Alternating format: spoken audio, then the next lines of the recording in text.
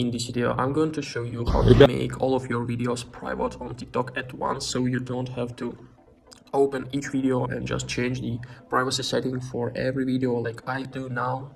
So all we need is just to use one interesting trick for our account. So open your account, go to your profile right up here, and then just find the settings in the right top corner.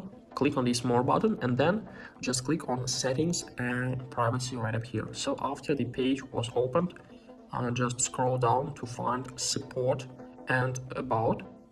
Now all we need is just to click on report a problem right up here, then find account and profile, and after that all we need is just to click on editing profile, and then just click on other right up here.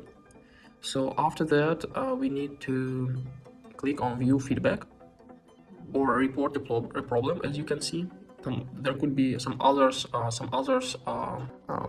text. So now we just need to write in this field something like this. I want to make all of my videos as private. Help me. So after that, all you need is just to click on submit, and in a few days the support of TikTok will help you.